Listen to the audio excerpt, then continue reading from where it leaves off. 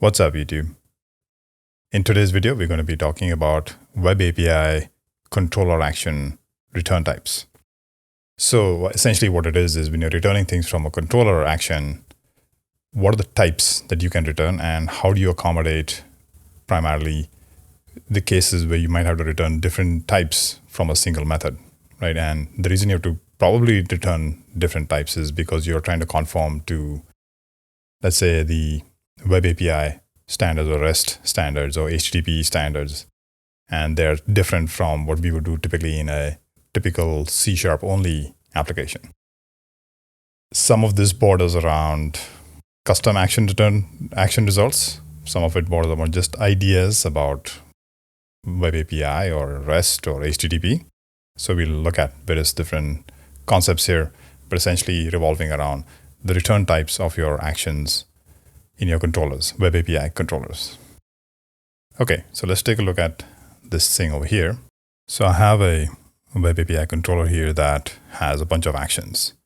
Now, in each of these actions, I'm returning, so let's say, some complex types or C# types. In that sense, they are literally C# types, right? In this case, it's a task of something because these are all async methods. But essentially, this would not look any different for a return type of any other method that was not related to or connected to Web API or HTTP in any form or fashion. But nonetheless, the types is what we're looking at here, the return types, right? So in the case of get movies, you say, okay, get me these movies. And the worst that can happen is there are no movies to get, so you get an empty result. The return type is still an enumerable of movie resource, but it's an empty collection, right? So it's not really an issue. Let's look at the next one. Get movies by genre. So here we are asking the user or calling system to provide us with a genre as a string. And that has to be parsed to an actual genre, which is an enum. And then we call these methods to return, again, a collection of movies similar to this one, where the return type is an enumerable of movie resource. And there could be, of course, many movies that match the certain genre.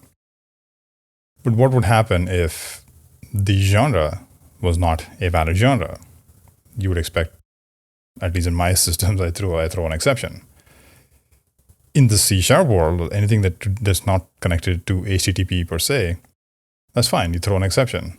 But HTTP has its own ways of communicating issues. And these are based on status code. So 200 status code means everything was okay. A 400 status code implies, and these are a series of status. So the 200 status code is a series. It's like from 200 to 299. Imply okay. Now there could be different forms of okay, but they're all suggesting nothing was wrong.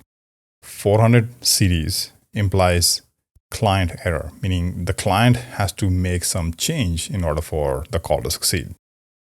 500 series errors, status codes are a server-side error, right? So we know that we want to throw an exception if you provided an invalid genre. First of all, we have to see, okay, what is the status code in that? I'm the service, you call my service with a genre that's not valid. I'm going to throw an exception in typical C# applications. How is that communicated back to you in HTTP? It'll have to be a 400 because it's a client error. You are sending me an incorrect genre as a client, and I'm going to have to respond to you with a 400 status code, right?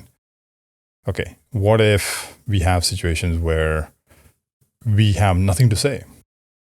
By that, I mean, typically, when action methods, meaning methods that do something, they do them successfully, there's nothing to say. At least the way I write C# code is my action results, my action methods return a void. So that's okay in C#, but in HTTP, that would be a confusing idea because HTTP is a request response protocol.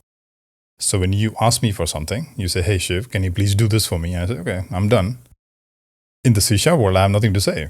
I'm done, right? If I had something to say, meaning something went wrong, I would throw an exception. So you'd know that it didn't work. In HTTP, that keeping quiet is not necessarily a good thing. There are many status codes or 200 status codes that imply that things were done or not done or whatever it is. Like with the 200 status code, it was a success, meaning it was done. But there are ways to communicate more than nothing. So it's not like you can send nothing and just say 200. So there are other ways you can reply or respond with that. So let's look at those as well. we say, now this is not an action, but it's a query method. You're saying get a movie with this ID, and this returns a movie, a single movie that matches that ID. But again, what if the ID that you provided is not available? That ID is an invalid ID, or there was no movie with this ID. So in the C# world, again, we would throw an exception. In the HTTP world, that's again a bad request. It's a 400 series bad request, meaning the client has to make a change. The client asks for the wrong ID, a movie with the wrong ID, or an invalid ID, or a non-existent ID. So the client has to ask for a movie with a different ID for it to succeed. Right? So this is a 400 series. Let's say in the case of a CreateMovie, so this is an action. We get a movie resource, we convert that to a movie, and effectively we are creating a movie. Now, typically, if the CreateMovie succeeds, that's cool. In this case, the method returns the ID of the newly created movie. But if there was a problem, this method is going to throw an exception. By method, I mean the method that is here, not the action. So again, if there's an exception here, how do you communicate that you could throw an exception and we'll see what will happen. But right now, when this method throws an exception, we'll see what is occurring and we'll realize that is not conforming to the HTTP protocol or REST protocols. So we have to do some things. This method is a little special in that it has two different paths. If you succeed in creating a movie, we have nothing to say. But how do we, in HTTP terms or REST terms, we need to respond. We need to communicate correctly that this movie was created. And there's a special code for that, status code for that 201, which is created. If you don't respond to the 201, then some client applications might get confused saying, okay, well, I asked you to create a movie. What really happened? You didn't say anything. Remember, HTTP is a request response protocol. So for every request, there's a response. Even though you have nothing to say, there is a response to say you have nothing to say. You can't just keep quiet, right? So in this particular case, this method has two different scenarios. There's a success, but you have to say that it was created. Or there could be a failure. Maybe you weren't able to create a movie. So there's two different paths of execution here. And the question really is back to the same thing. What are you returning in this case? Now, of course, we would throw an exception in C#, and it will work in the sense there'll be no issue, but it's not conforming to HTTP and REST. And so we're going to look at this as it is. Then we're going to start making modifications to see how do we alter the signature of these methods to accommodate. And then the guidance that I would suggest to you when you're designing your Web API controller method signatures. All right. So let's start with first looking at the issue here with getting a movie with a certain ID or a genre with a certain ID. And because this is a Web API, I will use Postman to show you what's going on and what we would actually like to see.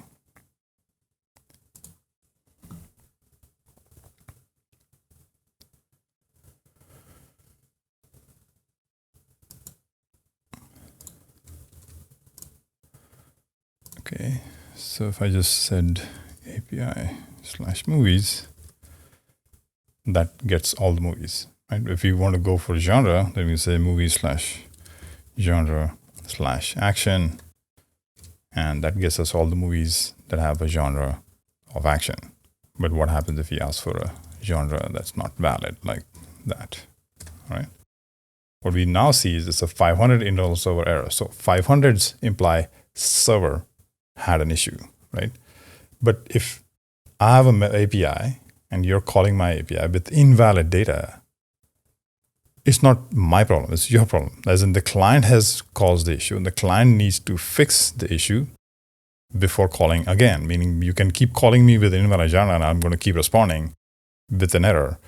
That doesn't imply it's my problem, right? It's not the server-side problem, it's a client-side problem, which is a 400 issue, not a 500 issue. 500 is server-side issues, 400 is client-side issues, right? So keep the distinction there. So this should actually be a 400 error. Now there's a reason phrase here as well. The string here is called the reason phrase in HTTP protocol.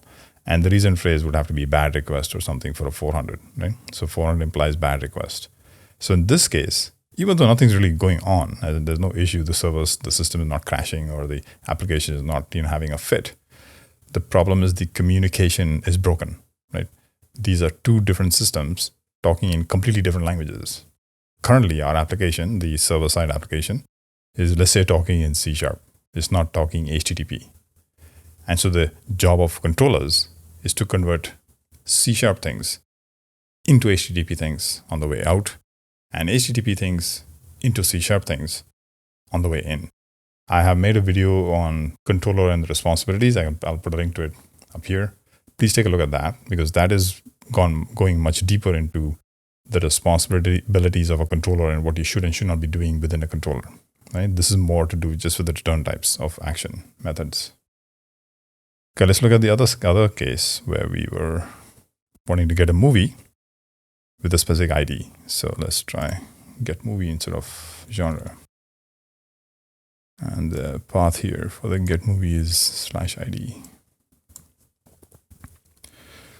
So 1, and that's good. That's a 200 OK, and we got back a movie. But let's say we ask for a movie that does not exist. An ID of a movie that does not exist. Again, we're seeing a internal server error, right? In other words, it's indicating us, at least to the client, in this case, the postman, it's appearing that like the server's having a fit, right? So the communication is broken. These two parties they're talking different languages, if that makes sense. Actually, let's look at what's happening on the server side. And then let's see how do we communicate that to the client side, right? So I'm going to put a breakpoint here just to see what's actually going on. Actually, let me do this and put a breakpoint. Breakpoint won't actually help. Let me put a try catch just to show my point.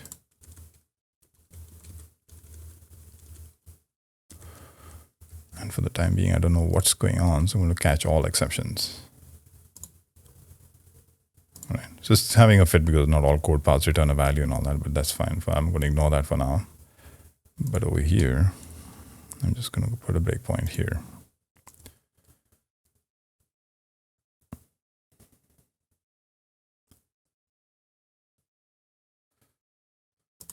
All right. So I'm just going to start with asking for a movie with ID 1 again. So that's cool.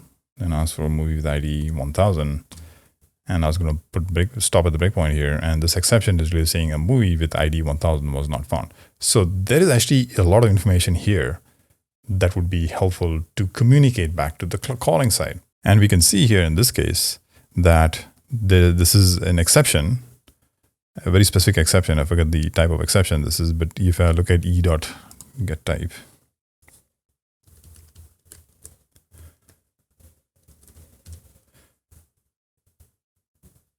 okay, so it is in fact a movie with, let me just zoom in here.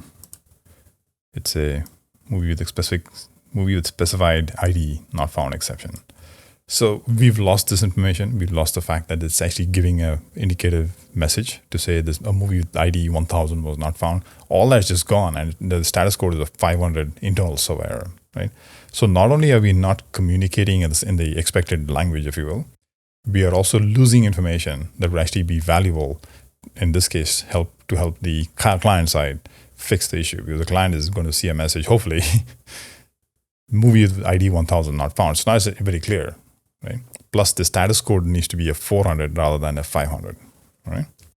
So that's the case when the movie you asked for is not found. What about the CreateMovie here? As I said, the CreateMovie is essentially the more interesting method because it has two different paths, the successful path and the failure path. And in this case, the successful path only because, as I said, HTTP is a request response protocol. And if you were able to create a movie without any problems, in C# we're okay. We don't have to say anything. I can have a void returning method saying, you asked me to create a movie, I created a movie, and I'm cool, right? I'm done. If I would have had a problem, I would have thrown an exception. So if I didn't throw an exception, it means it was okay.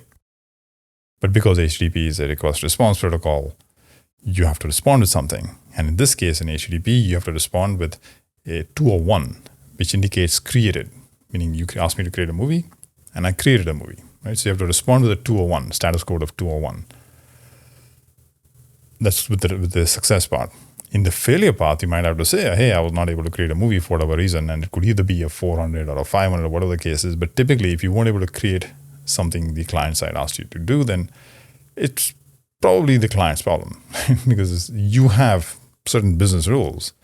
And if the client is not conforming to those rules, you're going to throw an exception. So the client's problem. All right. So the case of exceptions is one scenario, and the case of exceptions and or successes being in the same method is another scenario. For exceptions, I'm going to show you how we would create a custom return type to handle these scenarios, but maybe I'll give you the guidance for exceptions later. All right. So what do we do instead? In ASP.NET Web API, whether it's core or earlier versions, I'm actually talking about MVC API Core, the return types can either be your own types, meaning standard CSharp types like this, or they could be anything that implements ActionResult. So let's look at this case here, for example, or even here. This would have to be an ActionResult type, like this, right? And in other words, it could be any concrete class that implements this interface. In .NET Core, there is already a class. It's kind of like a base class for all of your any action results that you want to create of your own that you can descend from those, and that's the class ActionResult. Right? So the class ActionResult implements ActionResult. That base class is existing in the code base in ASP.NET Core. We can descend our classes from that class instead of just raw interface, and we can make use of or we can override certain methods and make use of that.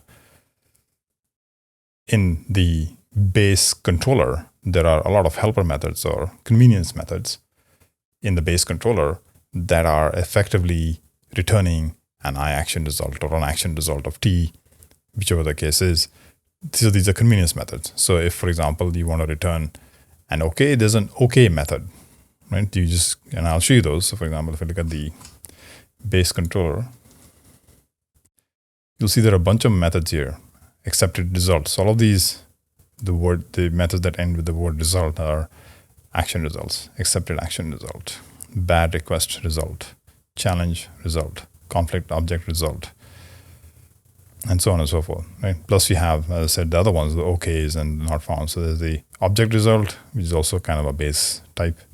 There's the OK result, which is a method called OK, right? So the method name is OK, and the not found, and the no content, and so on and so forth. So these are the convenience methods that are built in or available to us in the base controller itself. In this video, I'm talking more about building our own custom action results rather than using the ones that are here, because they may not always work, right? The ones that are there may not work for you in specific cases. Plus, you should know how to create your own ones. So the idea is that we have to define one of our own classes that descends from, let me just fix up this code actually first, right? So here we need something else, right? So we are either returning a collection of movies here if everything's okay, but if it's not okay, then we have to return something that's of type ActionResult, right? So we could actually just leave it like that, an action result. And here we could return this, but of course we're not returning an action result here. And we need to, it's conditional, right? We are saying something like, if all is okay, like it's kind of like that. So if all is okay, then we can return something that is an action result. It's not, of course, but something. And in the case of an exception, we need another action result, because when it's successful, you're returning a status code of 200, and maybe you have on your reason phrase, you're saying, okay, but in the case of an exception, I would like to see all that information that we were losing as part of our response. So the response is going to be like a 400 series in this specific case. And we want to have the reason phrase that indicates, like in a short way, what exactly went wrong, and maybe other information in the content of the body to tell the consuming service or application what actually went wrong, right? So that's those three scenarios, three situations. There are two situations here. the successful and the exception case. So of course the successful is fine currently, meaning it would return the movies you want. But when the exception happens, we are seeing that we get a 500 error, and that's what we're trying to fix here. And so we need some solution here that's doing something in the case of the exception. And over here, what we are doing is we can use the OK method, which is the convenience method, which OK result, right? So that takes some value, some object value. Let me just zoom in here, right? Oops. So that's one overload. And that's the second overload, which takes an object value. So you can call this method OK, and you can literally just return, or provide this method with that, right? And you can return this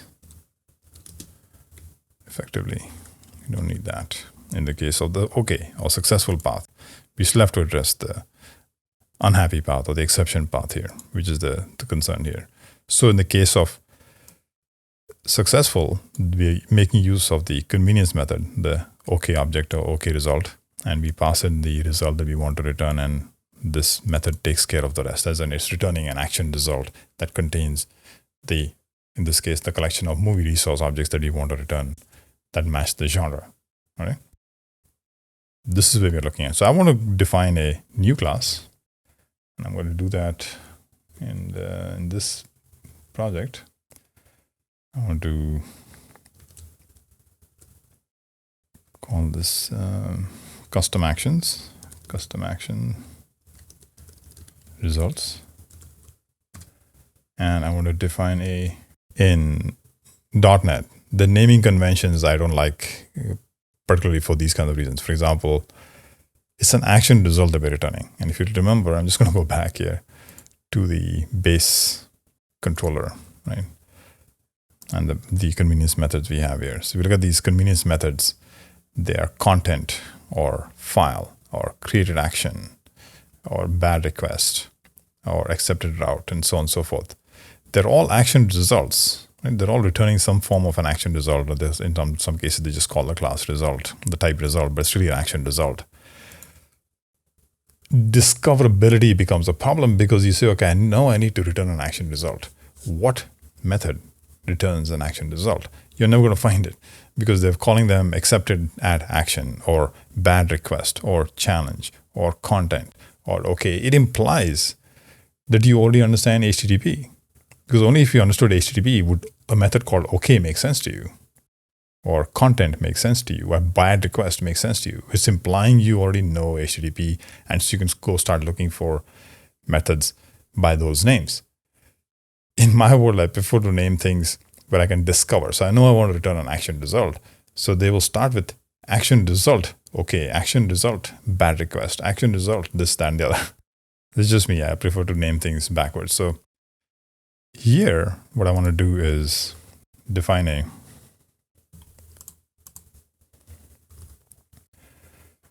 class, a new class, and I'm going to call it action result exception. In other words, it's an action result, custom action result that handles exceptions. But if I call it exception action result, you would have to know it exists. You can never discover it, right? So which is why I'm going to call it action result exception. Just like I would have called the class that was OK, action result OK, instead of just OK.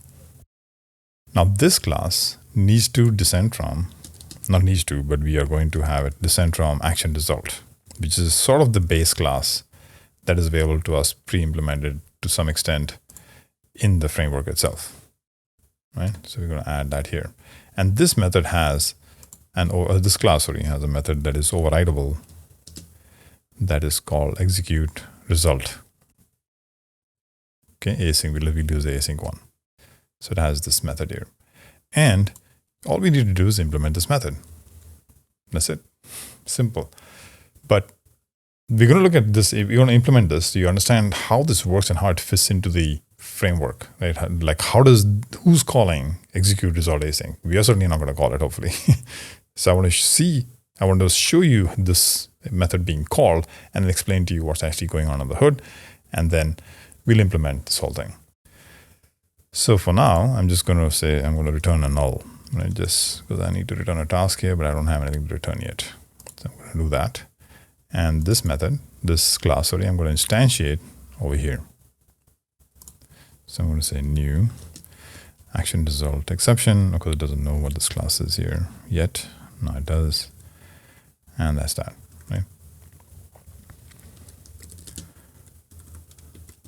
Now, as far as the compiler here is concerned, everything is okay here, right? I'm not sure what this is complaining about here. Yeah, this needs to be a task of, because it's an asynchronous method. So it needs to be a task of that. Okay. The compiler is okay, but the consumer of the service is not going to be okay. They're going to get a bit confused because we're not even doing anything else. But what I want to show you is what actually occurs here. So this is going to be called, and that instance is going to be returned, which is fine. But then what? Who is actually going to execute, and when is this method actually going to be executed? So I'm going to look at that. So I'm going to put a breakpoint here, and I'm going to now use Postman to actually cause an exception. So it comes here, and then it news this up, and then it calls something's going to happen. Let's take a look. So run this application.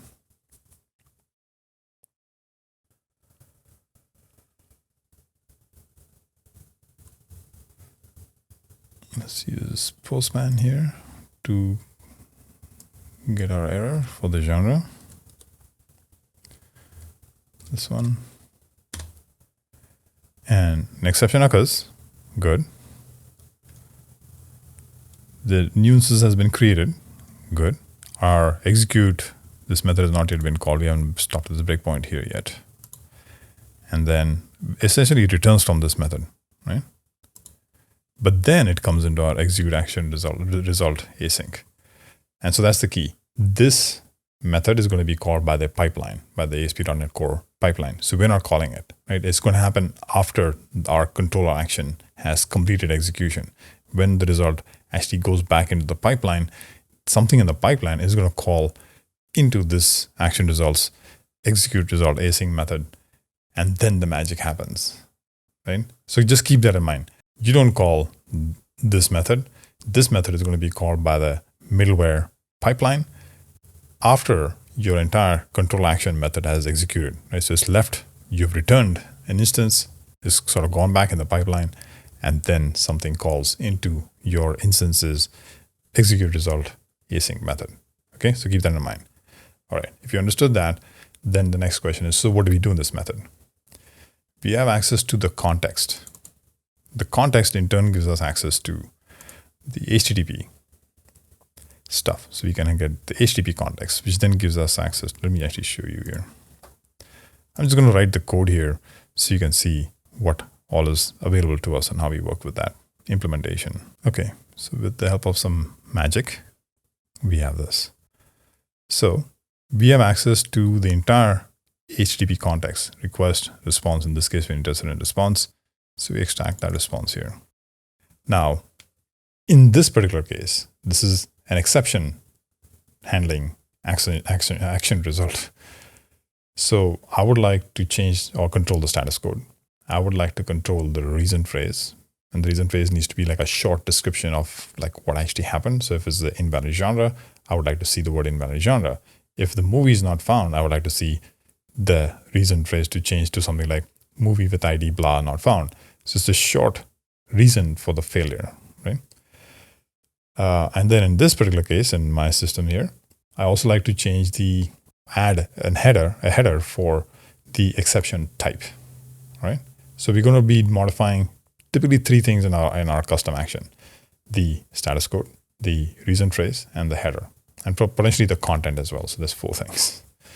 All right. So you can see here, I get the response, and then from the response, I add my exception type header, which is nothing but the name of the exception, right? So that's the name of the exception. So that's one thing that we've done so far. Then based on whether the exception is one of our own exceptions, and I actually explained this in my ASP.NET Core middleware talk. If you haven't seen that, please take a look at that here. That goes a lot deeper into middleware. this is not middleware, but the topic was the same. It was exceptions and this whole thing. So if you want more detail on that, please take a look at that video.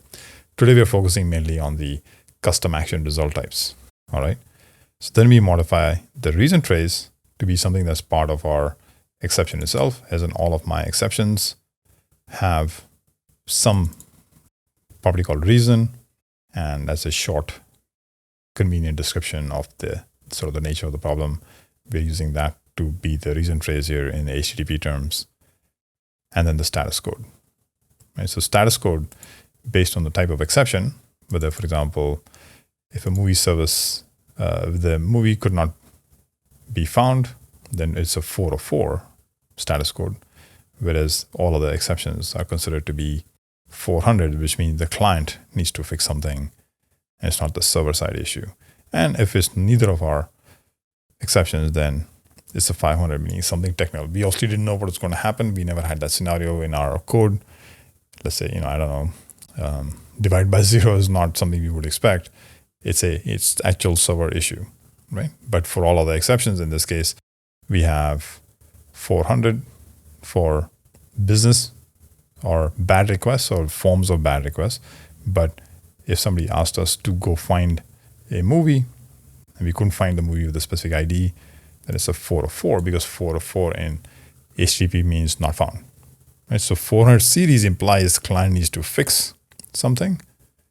You ask me for an ID of a movie by a certain ID, but there's no such movie. I'm going to throw an exception in C#, but that has to be converted to a 404 from an HTTP or a REST perspective, right? So this custom action that we built, action result exception, is handling or doing all of those things. So now, also notice, if I look at here, this exception, like, how does this thing need to get access to the exception, right? So it doesn't have that in this method signature. We can't define our own method signature for this. So what we do is we define a constructor that takes that exception, and then we use that exception here everywhere in our implementation, which means over here, our constructor requires the exception. Now, this instance gets the exception, and it returns this instance. The pipeline then later on calls the execute result async method, which is this method here, that then modifies or does the things that we expected to do, adding the custom HTTP header, modifying the reason phrase, modifying the status code, and writing out to the content the message or the error message of the problem. Right? So let's put a breakpoint here now, again, this time. All I've done on this end is I've simply provided the exception in the constructor so that this instance has access to that exception and can feed off of the information found within the exception.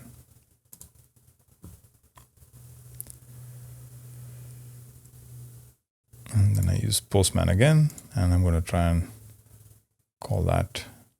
Okay. So this time we see the exception coming in. I'm just going to let it run through. It comes here into our execute result async method, and then this executes. So remember, it's happened after the method, the action method here has completed execution. That's when it comes here. And now let's look at the Postman. So now you're seeing actually 400 invalid genre, right? So this is a lot more helpful. First of all, it's a 400. So bad request, meaning client, please fix what it is that you're asking for, and then try again. By repeatedly trying with the same information, nothing's going to get fixed. That's what 400 means. Client has to change something for things to work. And we are being very descriptive. We are seeing here that our exception type header has got the invalid genre exception, and the body has the string XXX is not a valid genre. Valid genres are blah, blah, blah, blah. So we are seeing a lot more information here because we have our own custom action for exception handling, and it's taking care of modifying the status code, the reason phrase here, invalid genre, the HTTP header, and the content. So this is like a full-blown exception handling custom action, all right? But as I said, there are the other case, the method where we need the created as well as the exception case, right? With a 201 created, and if there's a problem as an exception. So there's multiple paths. And there's multiple paths, right? The get genre. Get movies by genre is also double path. The OK path is here, but we made use of the built-in OK method. And then over here, we have simply used our custom action result, right? Now, there could be many scenarios in your system that have to accommodate these two scenarios, the happy path and the exception path, right?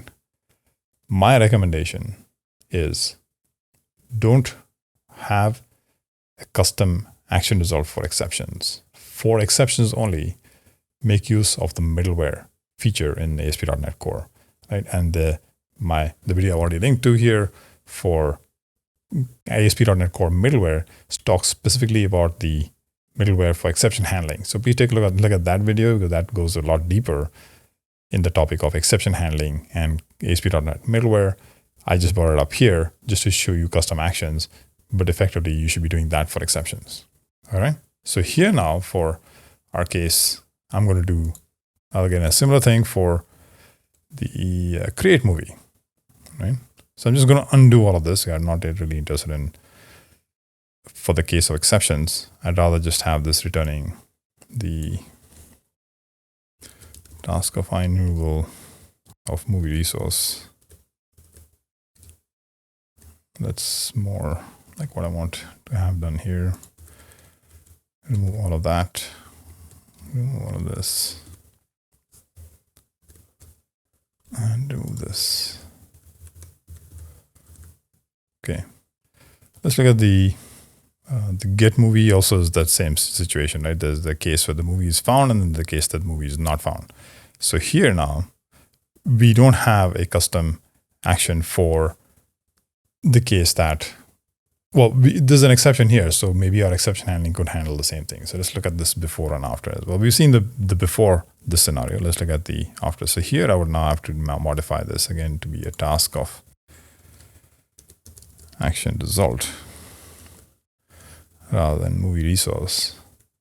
And then I need to do the same thing here. I will return the result of the OK object result for the happy path, right? And for the exception path, again, I would have to return the, see now I know it's action result of some exception. And I return, pass it the exception argument here. Sorry, new. All right. So now we're going to call the movie with a valid ID and then an invalid ID. Let's take a look at that.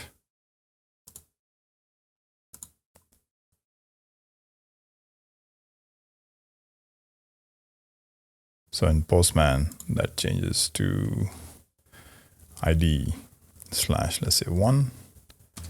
And that comes back with a movie that has the ID of 1. But if I ask for 1000, that's going to cause an exception. We know the message says a movie with ID 1000 was not found. And our action result exception will handle the exception. And we'll see that it comes here. And again, it's going to do what it's supposed to do. Right? So what we see eventually in Postman is, again, it says 404, but 404 meaning not found. Right? So the exception handling is handling the status codes correctly for the 400 cases, for the 404s, and so on. And the reason phrase says movie with specified ID not found. And then the message says a movie with ID 1000 was not found.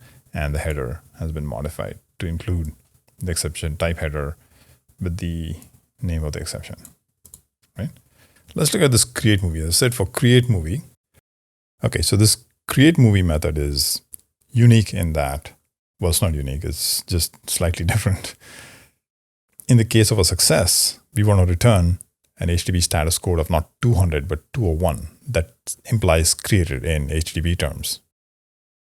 So 201 return type, and hopefully a reason phrase that says, created. And of course, an HTTP header, custom, it's not custom actually, it's a well-known HTTP header called location, whose value has to be the URI of the newly created resource, in this case, the movie. So when you create a movie, you can see here, this method returns an int. And that int, we can use that int to construct a new URI that says, ID / with the new ID, the newly created ID, right? So that location header. So it turns out that in .NET, in ASP.NET Core, the base control already has a custom or a helper method, convenience method called created@, meaning that location. Right? So you can use that directly. And what do we do for the exception scenario?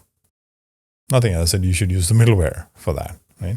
So in this case, now I'm going to this CreateMovie is fine. It works just fine. The problem is when there's an exception, what happens? Right? We know that it doesn't translate correctly. So here, what we're going to do is we're going to, rather than this, we're going to say, and I'm just going to change the code here a bit, right? So all I've done is I've used the convenience method that says, and I'm going to, of course, have to change this from int to action result.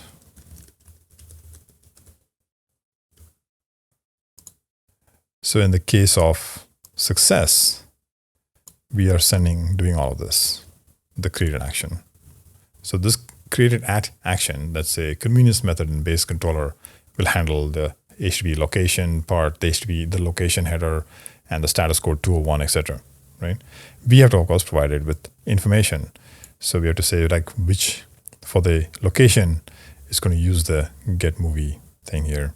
And then, of course, the new ID that was returned from the CreateMovie and then the movie itself to be part of the content. So we'll see what happens over here. Now, this is not a custom action. It's something that's built in, but you can use or build your own kinds of things. The idea was to show you how or when do you need different actions, when do you need types that are not the standard CSharp types, and also introduce you to some of the built-in actions, but also to build your own custom actions, right? Okay, so let's look at this functioning now for the CreateMovie. We're going to need the proper JSON. So what I'm going to do is first I'm going to call this with the,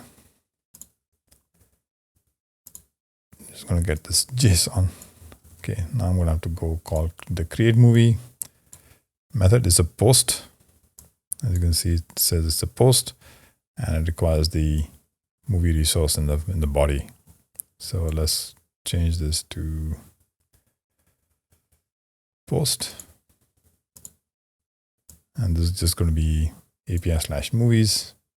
You don't need all of that.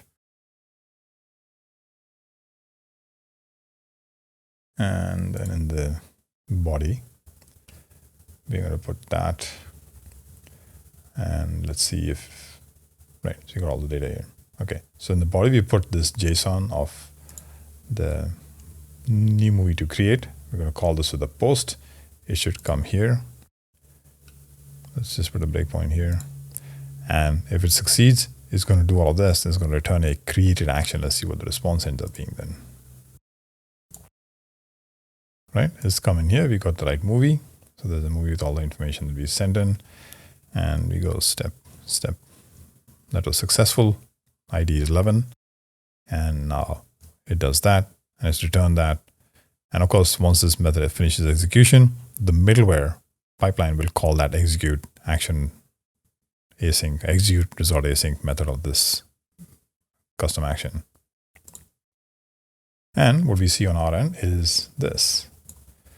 We see a 201 created, right? And when we see look at the headers, we have a location header that says, oh, the new movie can be found in this location, right? So it's got the ID 11 there.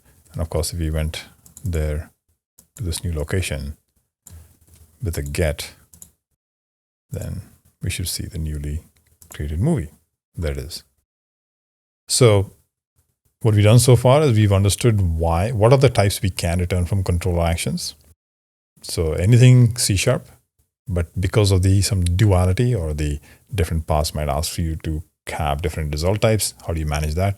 You essentially have to have some type that returns action result. You can have your own custom action results, or you can use the built-in action results, right? So we did that. And for exception scenarios, as I said, my guidance or suggestion is that you should use middleware handling for exceptions, as I showed in the other video that I pointed to earlier. But you can have your own custom actions, or you can use the built-in actions. So I hope this has been helpful. that you've learned something. If you have, please give me a thumbs up, and I will see you next time.